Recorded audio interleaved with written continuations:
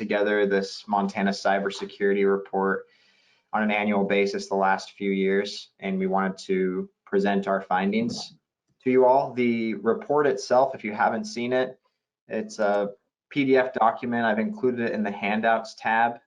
So if you want to access that PDF yourself, if you haven't had the chance already, you can download it there.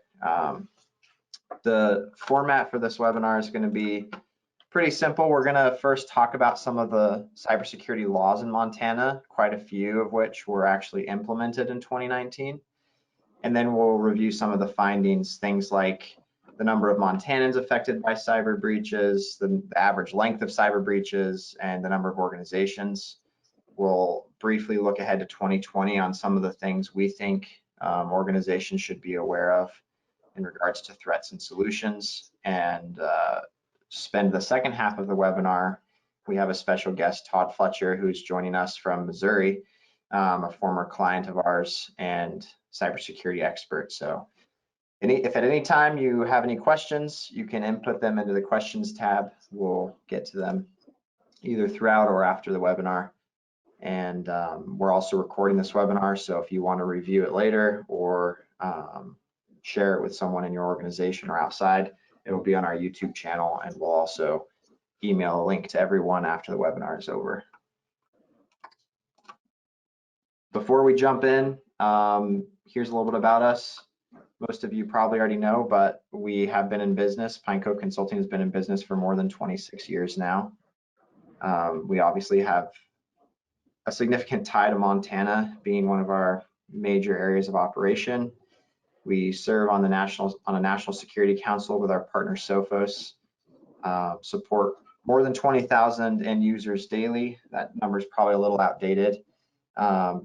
We've won a lot of national awards. Most recently, we're excited to announce we were named one of CRN's top 500 managed service providers in 2020 in North America, which is cool for us because we typically have got awards from our partners like Sophos, as you can see.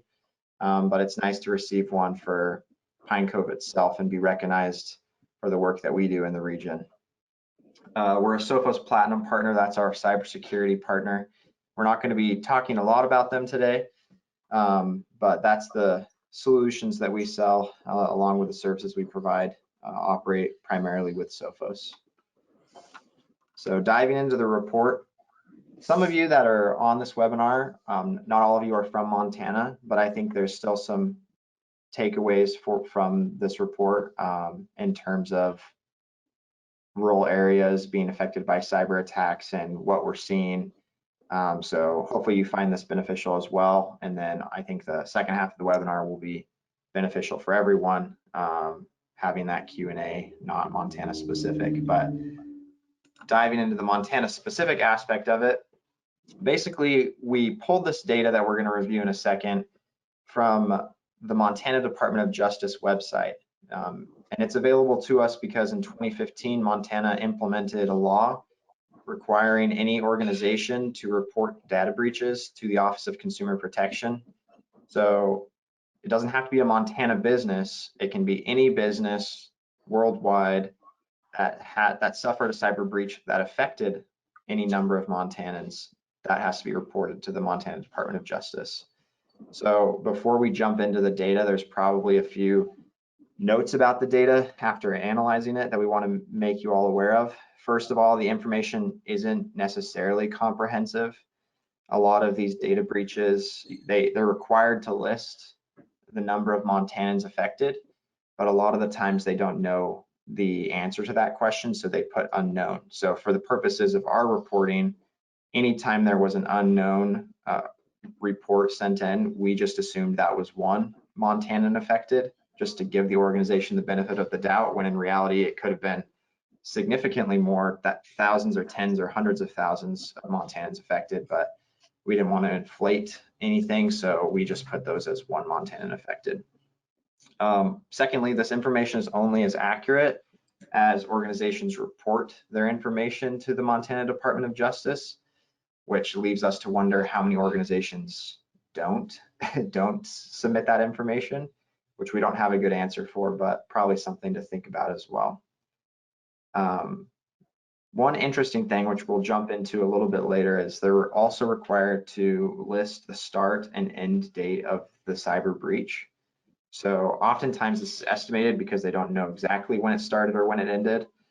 So that's something to consider as well. And then the law went into effect in mid 2015, so we don't have the full year's worth of data from 2015, but we've listed it anyway. Just be aware that when you're looking at the 2015 numbers, it's mostly just from the second half of the year. So first of all, one interesting takeaway is that the Montana state government itself invested quite heavily in cybersecurity in 2019. So in House Bill 2, which is the appropriations bill, they set aside $3.1 million to improve cybersecurity protection. And then that second bullet point, you can see they've earmarked this money specifically and restricted it for these different types of solutions. So next generation antivirus, staff, student programs, firewall, email security, compliance, risk assessments, etc. So it's interesting to know, the state government is putting a focus on cybersecurity, and these funds I think are appropriated throughout the course of the next several years. They're going to be ramping up their protection. We understand why they would do this, because in 2019, a lot of government entities across the country faced some pretty crippling cyber attacks. So Montana's made that a priority. Hopefully this serves as a little bit of an example to us, and we can follow their example and implement some of these solutions as well. Another law that was passed in 2019 was House Bill 745, which this is specific to the education vertical or industry, but basically this law required school districts and any vendors that work with school districts to complete a data privacy agreement. I've talked with some of the school districts in charge of implementing this law, and this is something they're still working through. So we don't have a clear idea of what this is going to look like yet. But once again, it's another piece of evidence that the Montana state government is realizing the importance of securing the data that is available under public entities, and is doing at least something to try to improve the security of that data. So jumping into the report itself, the number of Montanans affected by cyber breaches in 2019 was 233,485. So that's a pretty significant number. If you compare that with 2018, there was a much more significant number in 418,151. But it's important to note that, as I have in parentheses, a huge portion of 2018's affected individuals came from the one outlier of Equifax. So at face value, you may think, oh, 2019 wasn't nearly as bad as 2018. When you take into consideration Equifax, maybe it's not as good of a year as it could have been. And then looking at the 2019 number, there was one major data breach that resulted in 126,805 Montanans being affected. But outside of that, there were hundreds of more organizations that were affected, which we'll dive into in a second. Looking at this data through the years, you can see the graph we put up there. If you were to, like I said, 2015 only shows about the second half of the year, or maybe even a little bit less than that. But if we looked at the last 5 years, a total number, 816,527 Montanans fell victim of a cyber breach. This data ranges, so in some instances it could be a username and password being breached. In other instances, it could be much more severe.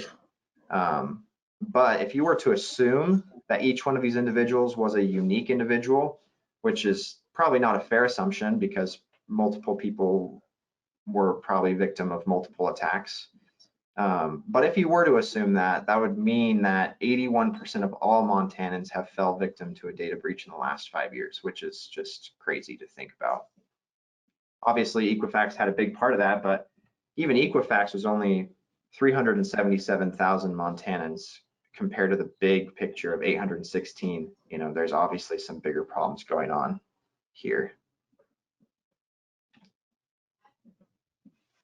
So another interesting piece of data we have access to is the length of cyber breaches, which is something I personally haven't really thought about, because I think oftentimes we think it's just kind of a flash in the pan type of attack, when in reality that's not what the data is showing us. So in 2019, the average number of days an organization suffered a cyber attack was 116 days, which is about a third of the year. So that's from the time that the breach penetrated their network to the time it was eradicated from their network. On average, it was 116 days. There definitely are some outliers here that maybe influence that number quite a bit, such as in 2019, the longest reported cyber attack had lasted 3,164 days, which was 9 years, nearly 9 years, which is crazy to think about. The average on a year-to-year, this year's was, or in 2019 was 116 and 2018 was 93. So that number has gone up. And you can see that here in the graph we're looking at. So on a percentage basis, the number of one-day attacks was about 36.7% of all the attacks only lasted 1 day. And then the other 63.3% of cyber attacks lasted more than 1 day.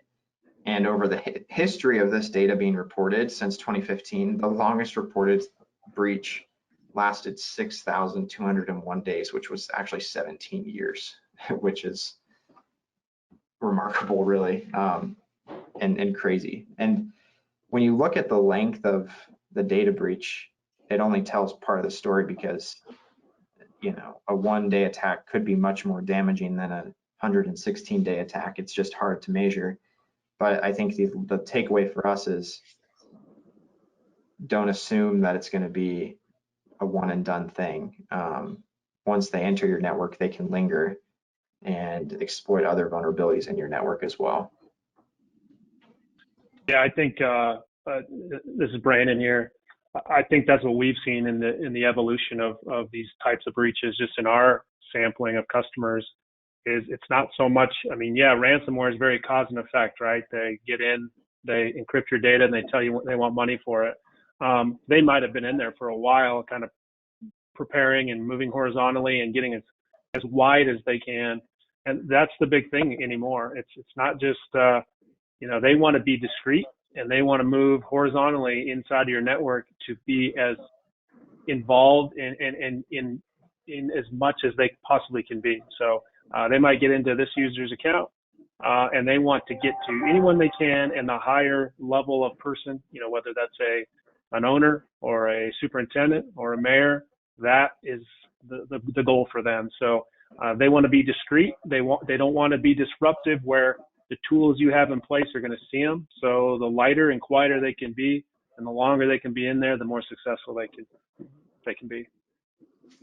Yeah, and if I might chime in, this is Todd. I've seen, what I've noticed is a lot of times, so ransomware, other types of attack can be used as a smokescreen for data exfiltration. So they make the attack, there's a compromise, you see it because it's kind of noisy and you think you've eradicated it, but you're now distracted from that, and you don't realize that there's a foothold that's been established, and now they're slowly but surely exfiltrating the key data that they're going to then use to sell and whatnot. So that I've actually had that conversation several times before, that if you have anything you see going on, it could be the tip of an iceberg, and you need to start looking around for something that's under the water that is actually doing what the malicious actor is intending to do. Yeah, thanks for both jumping in. It kind of makes you wonder, that one organization that suffered the 17-year-long cyber attack, what was happening during that 17 years from their perspective, from the perspective of the hackers, what they were really trying to do to, make the most of those 17 years. That's pretty crazy. Yeah, I'll give you another quick example. So, we work with some title companies, and they are always under attack of these criminals trying to come in and intercept that buy-sell agreement and that title transfer. And so they will, if they get in, and let's say they get into the owner or some major player inside that title agency and can get into their Office 365 account, they're going to sit in and watch that calendar and look for the next appointment with the next customer. And then they have all the information that they need to act as if they were that, whether it's the owner or maybe it's just the title agent that is conducting the buy-sell. The longer they can be in there, the more legitimate they can look when they try to steal that transfer of money. So that's just one real life example in a vertical that it battles this daily. Great. Awesome. All right. Looking at the number of organizations that were affected by cyber breaches was 514 organizations in 2019. So once again, to specify, this number isn't necessarily 514 Montana organizations, although a lot of them in the top half of most Montanans affected were Montana organizations. This is any organization that fell victim to a cyber attack that ended up in Montanans being affected. So not restricted to Montana, although a lot of the companies that were affected the most were Montana organizations. So the largest organization that was breached in 2019 was a healthcare entity out of Kalispell, which resulted in 126,000 Montanans being affected. But then a lot of these smaller organizations that suffered small attacks, maybe even that was more damaging, because attack on a small entity can be sometimes more damaging than a large attack on a large entity. So the overall number of 514 is pretty significant increase, a 24.8% increase compared to 2018. You can see that in this graph here. The trend line obviously is increasing, which is something we don't really want to see, but just once again is evidence that as consumers, we need to demand more from the businesses we interact with to protect and secure our data. And as cybersecurity practitioners, we owe it to our consumers to do better to protect their data as well.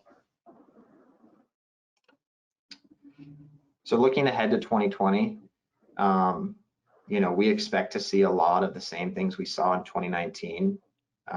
Things like obviously ransomware, mobile-based malware, cloud data breaches, Emotet, as well as we saw another round of a coordinated attack like Ryuk go around.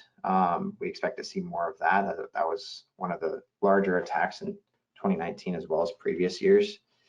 And then three of the specific things we're looking at, we've seen and heard about firsthand recently, is credential stealing.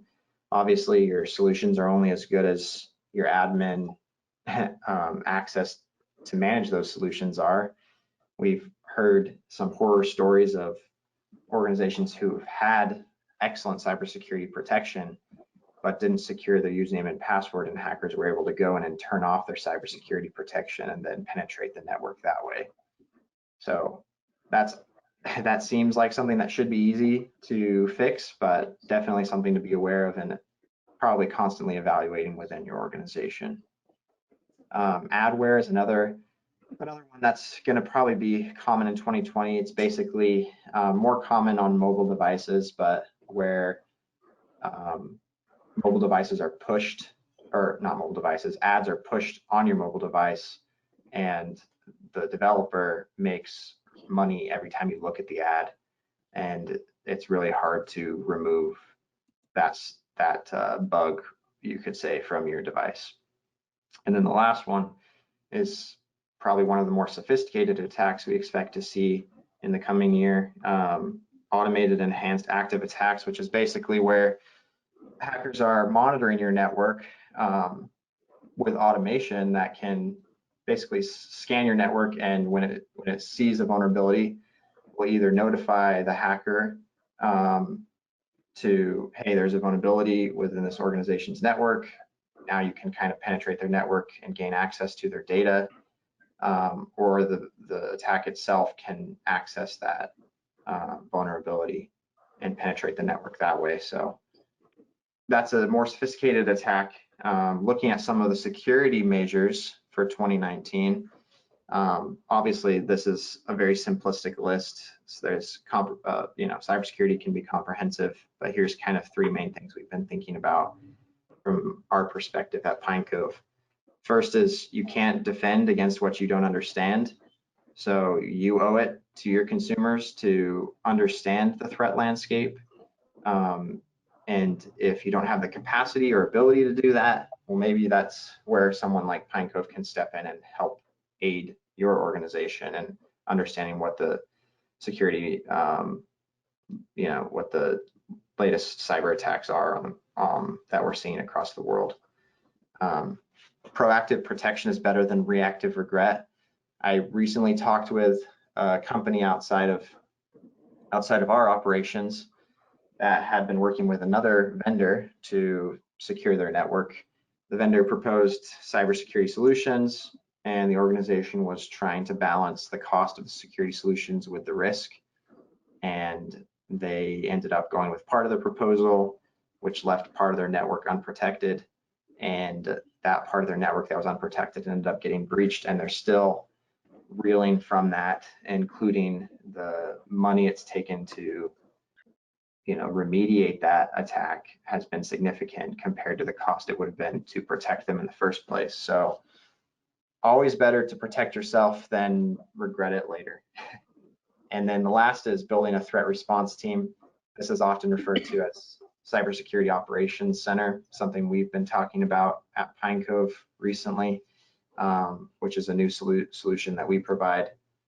Essentially what it is it's a team of 24/7 monitoring, a team of people that monitor your network 24/7, and they dive in quite a bit deeper than the notification you might receive on a day-to-day basis. Just from a higher level, they can dive in and explore, well, what is the hacker trying to accomplish here? How did our solutions respond? Is there something we need to change with our configuration to make sure we're protecting ourselves against this attack in the future, et cetera? So previously, I think this was difficult to attain for small to medium businesses. I think larger organizations have been doing it for a longer period of time, but due to the technology, we can actually now offer this to businesses of all sizes, which is useful, especially if you have a small tech team, you just don't have the capacity or the funds to build this internally yourself. This is something we can help with as well. Having said that, you can send any questions in that you have. We'll get to them. I'm going to introduce Todd Fletcher now, who's on with us. And while I introduce you, Todd, I'm going to hand you the presenting rights so you can share your screen. Sounds great. Just give me a second. And while you're doing that, maybe I'll just throw in a little bit of an intro as well, and just kind of the why piece of why we asked Todd to come on. I think for the people that know Pine Cove on this call, which is probably the majority of you, we really focus our cybersecurity practice on the solutions and kind of the service to protect you and your organization. So we want to help build your fortress and build the intelligence to protect against this from happening. I think what Todd brings to this conversation that maybe we don't, and we're not experts on, is what he's doing from a process and a procedural standpoint, to have just a better protocol on how we can be better stewards of our data and our organization's data. And that's why we were excited he was willing to do this, because he just brings just a different outlook, and it's certainly an outlook that needs to be part of the conversation when we're looking at this big, giant problem that we have to face every day. Yeah, that's great. Sounds good.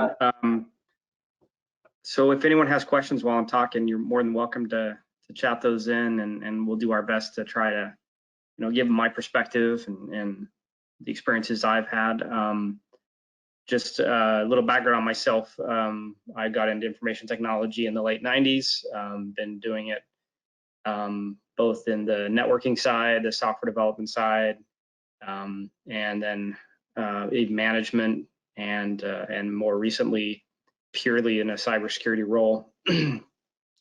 And one of the things I've always struggled with when I've tried to work on facing the need of security is kind of how do we go about approaching this problem, and how can we orchestrate a system that will allow us to become safer.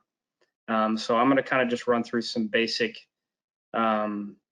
things that I've looked at and that have come to my mind. I'm building a security program, and hopefully that might be useful to everyone listening. And if you're following that same road, which is if you are listening, you probably are.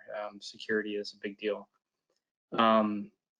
So here, first thing here is there's 3 basic areas that you're going to have to approach in order to address the security needs of the organization or the network that you're responsible for. And those are you got to have some kind of an assessment. You need to know where you're beginning. And hopefully that will lead to a plan that you can address specifically what tools you do need and how you want to implement those. And then I'm going to stress at the end how critical executive support is in anything you do. So the first thing is on assessments. You can't start addressing your security program without knowing where you are. I think it's important to understand that assessments are uncomfortable. Essentially, you're paying someone to come tell you what you're not doing and where all your holes are. And if anyone listening is in an executive position, a managerial or executive position, it's important to understand that if you do decide to have an assessment made on your team, that this is for your benefit, it's for their benefit. The end result is going to be identifying how they can improve and what holes they need, and also where you should be budgeting to address those holes. So kind of be prepared for that. It's also important that this be performed by a third party.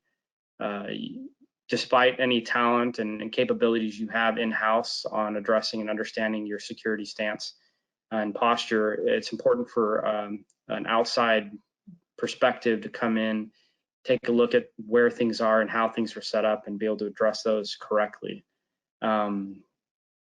And when you want an assessment, there's basically 3 kinds of assessments that you can be addressing. You have audits, and you have assessments, and then you have penetration tests. And they have different, the reasons you would apply them are different, and you really need all 3 of them. So when you have an audit done, they're going to be addressing compliance. And if we kind of go back to what was said earlier about a lot of states are moving in the direction of adopting compliance laws regarding reporting of data breaches and other similar types of requirements. So even if you may need to follow HIPAA or PCI or some other compliance structure that you are required to follow.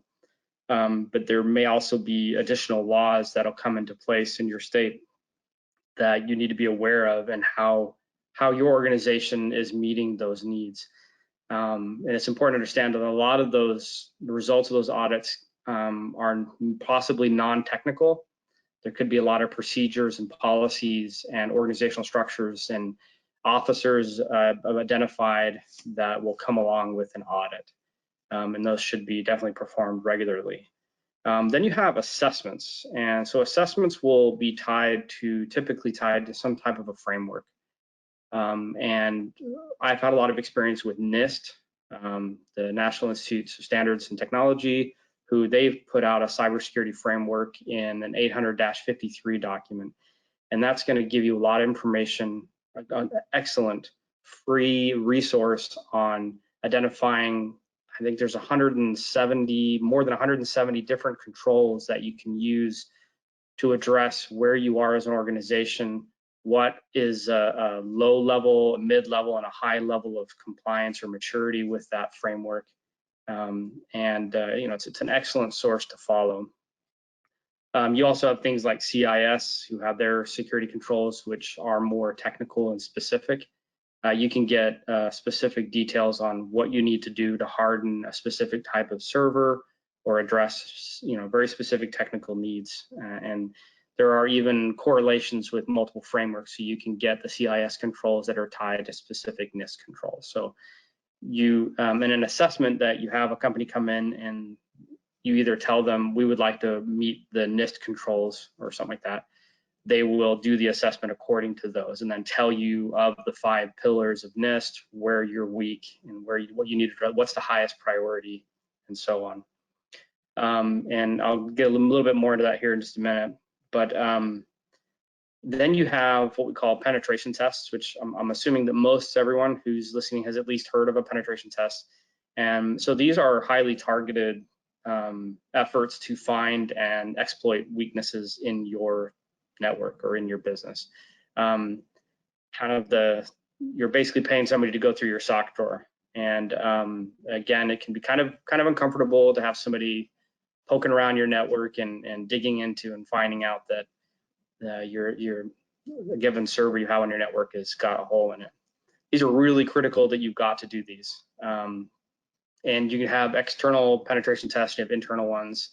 Your external ones are going to help you understand what attack surfaces are publicly accessible to your network, and then you have your internal pen tests that are going to be, the attacker will come, or the pen tester will come in and sit at a desk with a laptop and start moseying around your network and trying to figure out what vulnerabilities exist and how to address them. And what's really nice about those also is they will come with a report that's very detailed on what exploits they used, what protocols were open or used during the attack, and typically they'll have recommendations on how to address those. So those are 3 assessment types that you need to be doing on a regular basis.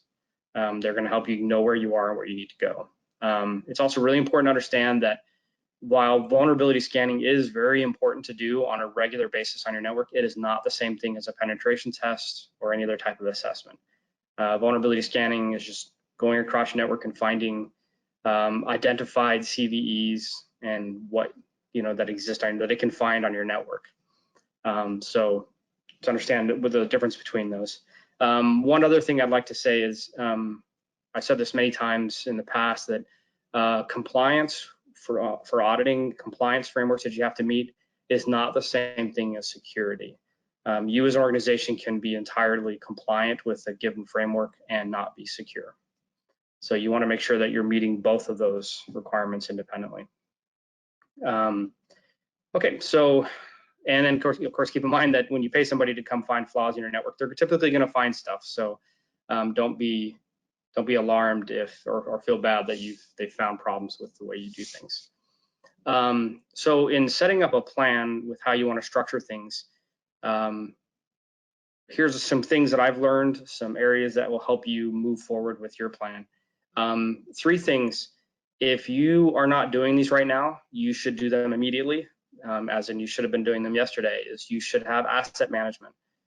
You should know everything that's on your network, where they are, who has it, and be monitoring those. And then you should be doing patch management aggressively on everything on your network, keeping everything up to date.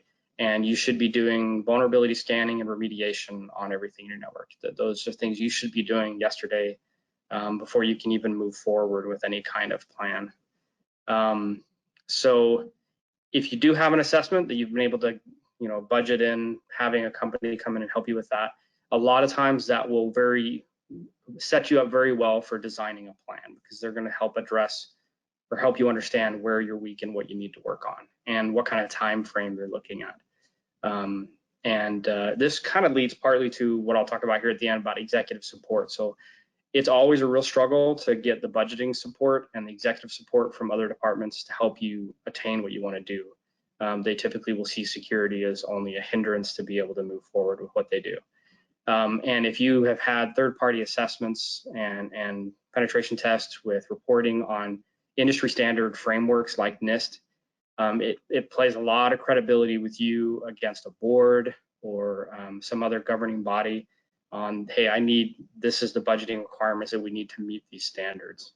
It helps a lot than just saying, hey, I think this is the best way to be secure, I want to do this. Instead, you can be referring to something specific. So, and when you do put together a plan, make sure that you understand a maturity continuum, which is the concept of when you first start trying to address one of the security areas, that you aren't immediately trying to get to a high standard or a high maturity level from the beginning. It's a real struggle, it's costly and difficult. Instead, try to break it up into manageable and attainable steps that you can reach toward where you need to be. And it's an ongoing process. You're never going to be at a vanguard state in every area, but at least you can identify that each quarter of each year, you're making solid progress toward an end goal. So one way that I've had success in doing this is by following NIST control tracking. So if you're not familiar with the NIST framework, I'd recommend you go and go up and you can Google NIST cybersecurity control framework, and you can read a lot about it. But it's basically divides up all security into 5 areas that you can follow, and each one of those areas has requirements and references to controls. If you are a government agency or attached to a government agency, you may be required to follow this anyways, or you could have a lot of resources to help you. So what I typically will do is list out all of the controls that are applicable to a given network. And then you want to determine the maturity level of your organization. So I have there kind of a column of maturity level, 0 being that you don't have anything there. You're not addressing that particular area. And then you move all the way up to a 3 or 4, maybe even a 5, means you're the paragon of security in that area. Now NIST will actually provide you with a priority rating. So they have some controls that they say need to be done first, and then some that can wait, and some that don't have a priority rating. In other words, if you want to implement them in your organization, you can, but they don't consider it as high priority. So you could use that purely as what you choose to start doing first. And then you kind of multiply those together to give you some kind of control maturity level. And typically I'll turn that into a heat map that you can look at on one Excel spreadsheet that just says, hey, all the red squares we need to address right now, and once we get those all taken care of, then we can move on to the green squares or the orange ones or whatever. So that can be a great way to identify where you need to work on as an organization and where you need to budget for. This is I typically use 5 levels of maturity levels for a continuum in each control. There's different ones. I've seen some that have 4 and some that just have 3. So just you need to come in on and zone in on how much you want to break that up into as you progress through these, and set a definition for each one so that you can understand how you need to get from one level to another. And so this next slide here is transitional activities. These are what are the areas that you can answer, the questions that you need to answer in each of these. So here, for example, metrics. What should the organization be measuring at the next level? Sorry about that. In order to meet that current posture. If you don't have a metric on how you identify something as being obtained, then how do you know you're there, right? And then you need to answer technology. What specific technologies need to be deployed in order to meet that need? Perhaps you need a new next-gen firewall. Maybe you need an improved analytics or a SIEM product that will, you can ingest your logs and start doing some analytics on those. Perhaps you need a heuristics-based antivirus to couple up with a signature-based antivirus. Whatever it is, you just kind of identify what you need to do. Another really big one is training. Is in order to move through a continuum level, is what training are you going to need to put in place for your staff so that they can utilize that new technology or that new metric or whatever. Processes and procedures, you've got to have policies in place in order to be able to have anything happen.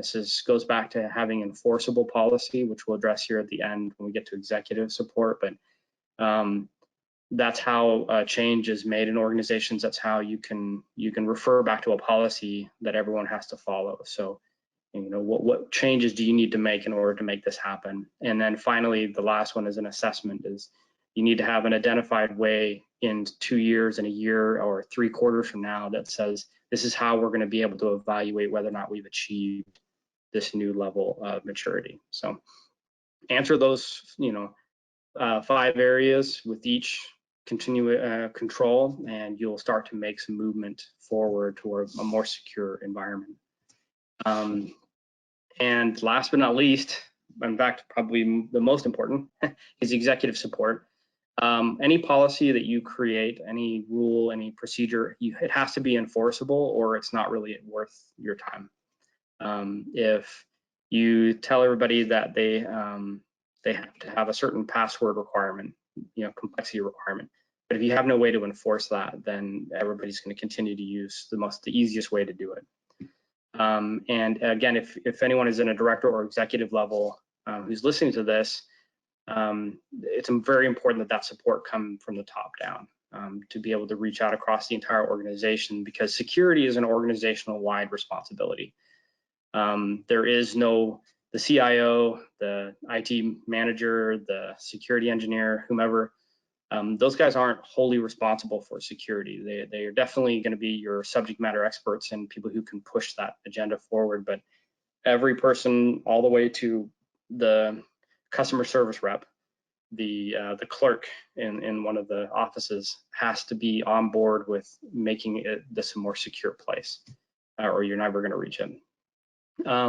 One of the key things to understand when getting executive support is once you get up past usually a supervisory position in IT, as many of you may understand, you have to move away from the technical details and start placing everything you do in terms of risk and the costs and investment to be able to remediate that risk. Because your job is to just define that we do have these weaknesses. What is the risk, which is basically your likelihood times the severity of that, and then the cost it will take to remediate that risk. And the executive team decide that their job is to decide if that cost is worth the potential risk, which they may decide that it's not. They may decide that if it costs $1 million to remediate this problem, and the worst it's going to cost us is $100,000 if we have a breach, they may just decide it's not worth it. We're going to move forward the way we are. But they need to understand in a very clear way, what that cost is and what the technology it's going to take to put that in place, in order for them to be able to make that decision. So that's a big part of how you're going to get executive support, is to addressing it in those particular terms. So that's basically the 10-minute rundown of building an effective program, getting you started so you have somewhere you can move to. So if anyone has any questions, or if there's anything else that we can address on that, I would be more than happy. Thanks, Todd. Yeah, I have a couple questions here. First one came in. What is your opinion on a MDR type service, like a managed detection and response, I believe? What's your opinion on that type of service, and how effective are they? Yeah, that's a great question. That's something that comes up a lot. Most organizations that I've either been a part of myself or that I've talked with in other areas, the resources inside an organization to address the security concerns is typically not equal to that. So if there is a way to be able to reach out and have access to resources when you need them, and kind of in 2 areas, unless you're willing to pay to have your guys available 24/7, then you're going to have kind of the dark side of your monitoring. So sometimes you can try and set up a SIEM to where it'll alert you in off hours, things like that, but you're not going to have the turnaround time that you would otherwise. Whereas typically with managed service, that can be monitoring and capable of addressing or at least contacting your team is very good. To have access to those resources on an ongoing basis, if you can. And sometimes the cost of that compared to trying to do it in-house is really good. The other, probably in my opinion, the most critical aspect of this type of a service or having access to that is in response to an issue. If you have a breach or you have a severe cybersecurity incident, typically you're not going to have the resources to be able to immediately bring yourself back around to that, and the expertise. A lot of cybersecurity people typically wear a lot of hats, and so they're doing a lot of different things. And typically they're not going to have the experience with how to recover from a breach. It's typically just because we don't do that all the time. We're not constantly every week, hopefully, I don't know, hopefully your organization isn't dealing with this on a regular basis, but hopefully not every week are they addressing breaches.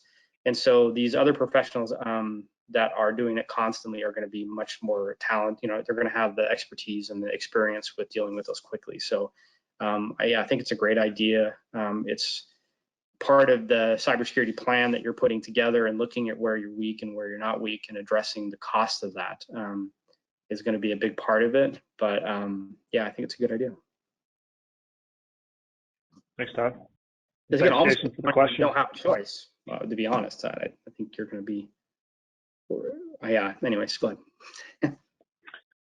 No, I think that's great. And what I would add there too, and we talked about this beforehand, is especially when you aren't doing those services in-house, either 24/7 or at all. I think the majority of our customers that we see just don't have the bandwidth to have a internal SOC team. And so, that's where it's, and including us, including our services. So that's where we have to start looking elsewhere and finding people that live and breathe this stuff all the time, involved in protecting our data and our customers' data. Right. Another question, and we talked a little bit about this yesterday, Todd. I just wanted to touch on it. I'm always interested in the marriage between cyber protection and policy and cyber insurance coverage, and where those lie currently. And there's arguments of, I think the old school thought was you do one or the other. People are they doing cyber coverage or trying to protect against it? And I think most of the time what I'm hearing now is we know we need layered protection, and part of that is cyber policies. But where do you see either, where is the industry at now in regards to, whether it's giving credit or understanding what an entity like you and the efforts that you've made versus maybe the company down the road that's done very little, and how is that affecting cyber coverage and policy? And maybe just touching on that. I know we probably don't have the magic bullet for it, but it's an intriguing topic that I haven't been able to solve yet, but I'm very interested in. Yeah, I think that's a great point. It's a great topic, and it's got my creative juices flowing. And as I said yesterday, it's kind of like your car company giving you credit for being a safe driver. So I would say, kind of to frame my response, is that I think most organizations that I know of, been a part of, are fairly low on the maturity scale in full security program implementation, and it includes response. And so I think it's not a question of if you're going to have a breach and if you're going to have to deal with this stuff. It's a question of when, and I would say in most cases, most organizations are not prepared to deal with it. I would say definitely. I know actually very few organizations that I would consider to be of a medium to high level of maturity. And so I think it's a significant risk and a bit of a gamble if you think your organization can move forward without some kind of insurance or some type of assurance that you're going to be able to deal with these problems. Because you have to realize that these programs out there that have cybersecurity insurance, it's not just the monetary benefit of being able to cover, if you decide you want to pay a ransomware, which I know that the FBI and whatnot, they recommend you don't. But if you decided you wanted to, there's those funds that allow that to happen. which is kind of an interesting topic in and of itself, that they actually have companies that have become brokers for ransomware people. They have a relationship with these ransomware companies. They're established, and they have bank accounts that can be funded with millions of dollars overnight and can be moved around. So it's kind of an odd industry, but if you don't have access to those things, because you're going to find yourself in, even if you're only a 6-man operation, you're a small mom and pop store, you can still be hit with just as heavily a problem, which can put your business out of business completely, having to deal with these problems, and including if you're a large organization. And so I think it's going to be critical that you have that insurance. So I want to make sure that's clear. Now, having a mature program, or the level of maturity of your program, and having that affect your premiums, I think that makes a lot of sense. And I would love to talk to various insurance programs and find out if that's something they're considering doing. I think the trick would be is assessing the maturity level of an organization's security and what impact that has on the likelihood that they're going to have a breach and the cost of the associated breach. That would be the difficulty that I could see in trying to determine what kind of effect that would have on premiums. But I think it makes a lot of sense. And let's go back to, if you're in a managerial or a supervisor organization, or a position to where you're deciding budgetary requirements for your organization, and you're debating, do I invest in this security product, or do I invest in this hiring this other person, or making this assessment that I need to do, and is that going to be worth it in the end? And I'm going to say 9 times out of 10, if not 9 higher than that, the costs of dealing with a problem upfront are always going to be better than dealing with it after. In fact, so much so that there are a lot of breaches and a lot of security concerns that you cannot recover from, that organizations will go out of business, or there's not really, that portion of what was compromised can never really be brought back. And from that extreme just to the extreme of costing your business a lot of money and time, definitely look to addressing those security concerns before they happen. Even if the insurance that you do have access to doesn't necessarily give you discounts, although that would definitely be pretty awesome. Cool. I appreciate you going into that. I know it's a can of worms discussion, and the reason I want to pick up that fight a little bit is we're talking about pulling in larger budgets to do these things. And me, as a company that sells solutions that are many times not in the budget before we start talking about them, how can we find a way to augment that? And I think if we're talking risk, if we're reducing risk, well, how can reducing risk save me dollars?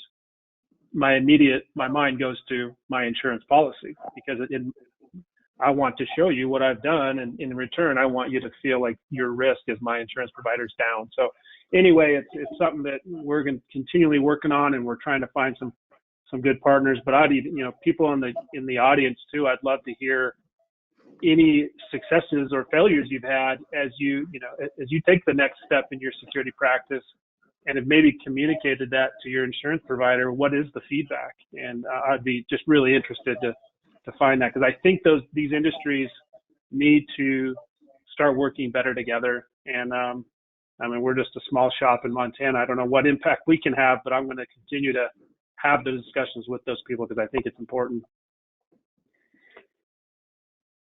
And I actually got some immediate feedback from somebody on the call. It just said we have seen discounts on our coverage based on the questionnaires that we fill out every year. So there's someone having some success. That's great.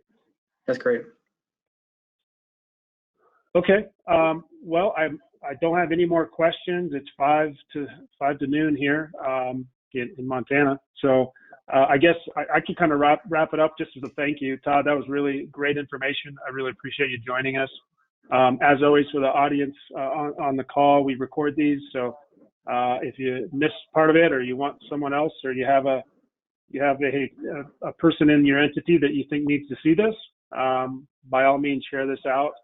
And we really appreciate the interactiveness of this and the questions asked. And thanks again, Todd, for your input. Yeah, glad to be here. All right. Thank you, everybody. We'll see you.